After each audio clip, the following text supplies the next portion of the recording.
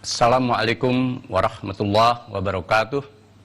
Salam sejahtera untuk kita semua. Rektor dan Sivitas Akademika Universitas Muhammadiyah Malang, kaum muda Indonesia dan saudara sebangsa dan setanah air. Hari ini 28 Oktober 2022, bangsa Indonesia merayakan Sumpah Pemuda. Tahun 1928 yang lalu, para pemuda dari berbagai aliran kebangsaan memahat sejarah Indonesia dengan berikrar, bertumpah darah yang satu, tanah Indonesia, berbangsa yang satu, bangsa Indonesia, dan menjunjung bahasa persatuan, bahasa Indonesia.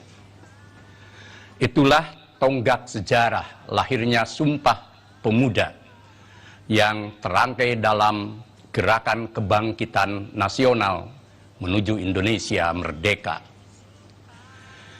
Kehendak bersatu menjadi bagian dari bangunan Indonesia sebagai negara bangsa yang termaktub dalam pasal 1 ayat 1 UUD 45 yang menegaskan Indonesia sebagai negara kesatuan. Persatuan Indonesia bahkan terkandung dalam sila ketiga Pancasila sebagai dasar negara. Semua itu menegaskan bahwa persatuan merupakan hal esensial dalam kehidupan bangsa dan negara Indonesia.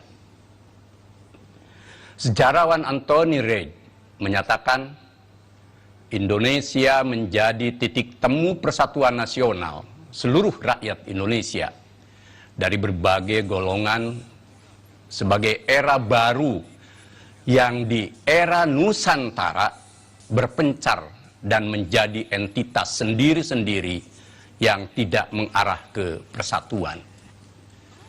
Artinya, persatuan melekat dengan jati diri dan kesejarahan bangsa Indonesia.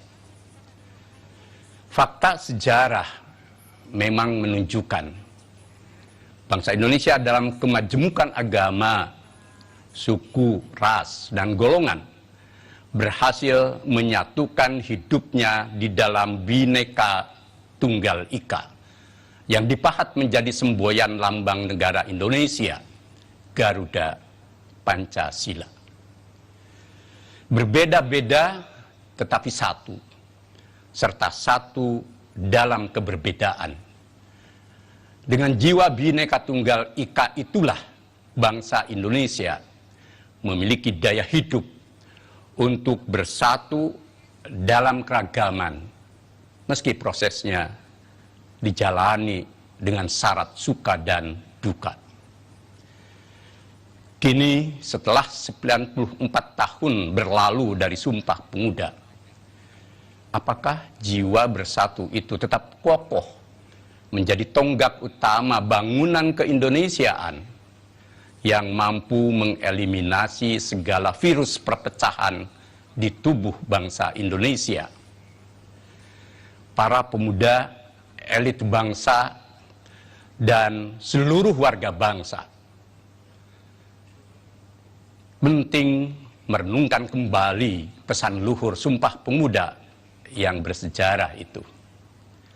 Siapa tahu bangunan persatuan itu terkoyak oleh berbagai benih keretakan, kebencian, intoleransi, egoisme kelompok, dan penyakit-penyakit kronis lainnya. Indonesia saat ini sungguh meniscayakan daya rekat yang kuat untuk merajut kembali persatuan. Di tubuh bangsa ini tertular virus pembelahan yang mengarah pada perpecahan karena perbedaan pilihan politik yang kontradiktif. Tiada yang salah dengan perbedaan pilihan politik. Sebaliknya, keragaman pilihan politik pertanda hidupnya demokrasi dan kebinekaan dalam berbangsa dan bernegara. Perbedaan politik menjadi masalah karena disertai sikap zero sum game atau pemutlakan menang kalah dalam berpolitik, sehingga lahir sikap politik yang keras dan ekstrim. Setiap kemenangan politik lawan dianggap ancaman bagi keberadaan dan masa depan politik diri dan golongannya. Pemenang merasa didaya, sementara yang kalah menyimpan dendam membara. Pada titik inilah politik menjadi virus perpecahan dan bukan pemersatu bangsa. Politik identitas pun sejatinya bukanlah masalah dan netral sifatnya, karena setiap orang atau kelompok terikat dengan identitas mengikuti hukum Homo sapiens. Masalah akan terjadi jika politik identitas berdasarkan agama, suku, ras, dan identitas ideologi disalahgunakan dengan cara dan paham yang radikal ekstrim. Politik identitas menjadi bermasalah karena disertai sikap fanatik eksklusif, saling menegasikan antar identitas yang menebar politik bermusuhan, kebencian, dan ancaman. Pro dan anti politik identitas pun bahkan menjadi pertengkaran baru sesama anak bangsa yang muaranya saling membelah. Karenanya jika ingin persatuan Indonesia tetap terajut baik di tengah segala dinamika kebangsaan, maka diperlukan sikap moderat dan moderasi dalam bernegara oleh seluruh warga dan golongan kebangsaan.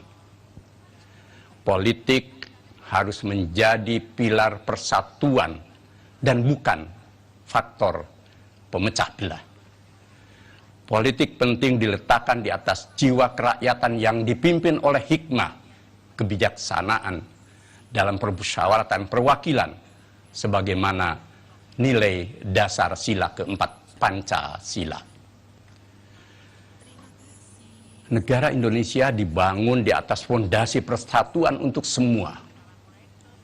Soekarno bahkan dalam pidato 1 Juni 1945 yang bersejarah dengan tegas menyatakan, negara Indonesia bukan satu negara untuk satu orang, bukan satu negara untuk satu golongan, walaupun golongan kaya. Tetapi kita mendirikan negara semua buat semua, satu buat semua, semua buat satu. Bahkan Bung Karno menolak chauvinisme yang berpaham pada Indonesia eba als, yang mengaku bangsa Indonesia sebagai termulia, sembari meremehkan bangsa lain. Dari paham kesatuan itulah, maka setiap bentuk oligarki, monopoli, dan kekuasaan mutlak oleh satu atau segelintir pihak berlawanan dengan jiwa Pancasila, konstitusi Indonesia, dan jati diri keindonesiaan. Bangunan Bhinneka Tunggal Ika niscaya kita rawat bersama. Merayakan kebinekaan mesti disertai merayakan persatuan dengan jiwa tengahan. Kebinekaan tanpa persatuan akan runtuh. Sama halnya, kesatuan tanpa kebinekaan menjadi rapuh. Keduanya merupakan dua sisi dari satu mata uang yang sama dalam keindonesiaan. Bhinneka Tunggal Ika mesti diposisikan secara moderat dalam kesatuan makna kebinekaan dan ketunggalan. Indonesia dengan bangunan dasar Pancasila, UUD 1945, NKRI, dan Bhinneka Tunggal Ika mesti dikonstruksi dengan jiwa dan pandangan yang moderat. Jauhi pandangan yang radikal ekstrim, yang menempatkan segala idiom keindonesiaan dalam nalar antagonistik yang memecah. Hindari segala bentuk ujaran dan tindakan yang menebar virus perpecahan. Pemilu 2024 harus menjadi komitmen bersama, menyatukan bangsa dan mengakhiri pembelahan politik kebangsaan. Energi persatuan penting didorong untuk menjadi alam pikiran kolektif. Generasi muda dan kaum milenial sebagai pewaris Indonesia penting memupuk kesadaran bersama untuk menjadi aktor persatuan dan kemajuan bangsa. Jadikan media sosial dan ruang publik sebagai arena persaudaraan sebangsa. Tumbuhkan pola pikir, sikap, dan tindakan bahwa semua anak bangsa dari latar belakang yang berbeda adalah saudara untuk hidup bersama secara damai, harmoni, toleran, dan berkemajuan.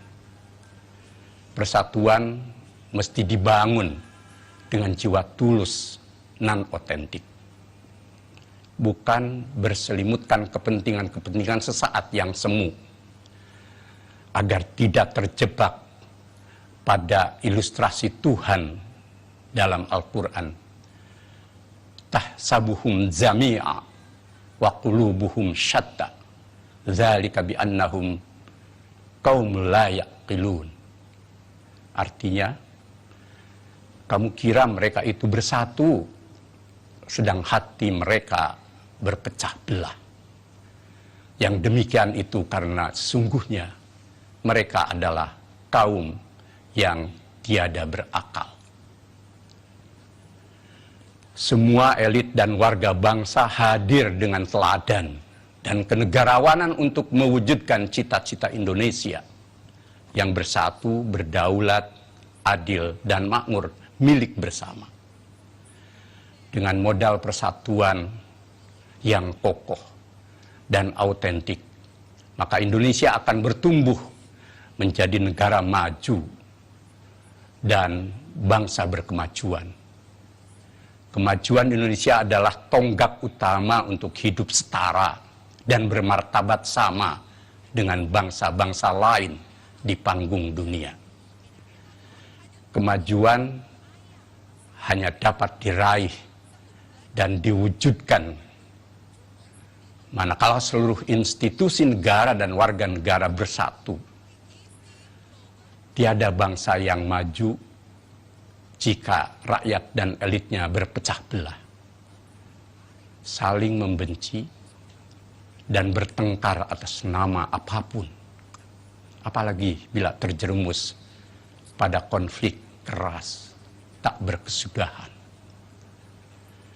Banyak contoh dalam sejarah suatu bangsa hilang dari pentas dunia karena bangsanya berpecah belah. Persatuan dan kemajuan itu mahal harganya. Persatuan harus menjadi gerakan dan budaya kolektif seluruh komponen bangsa. Ruang publik Indonesia mesti dipenuhi suara-suara emas yang menggelorakan persatuan. Jangan biarkan para pembikin kegaduhan dan perpecahan menguasai jagat Nusantara agar Indonesia tetap utuh dan maju. Kemajuan yang diperoleh akan sirna karena Indonesia berpecah belah. Kata pepatah, bersatu kita teguh, bercerai kita runtuh.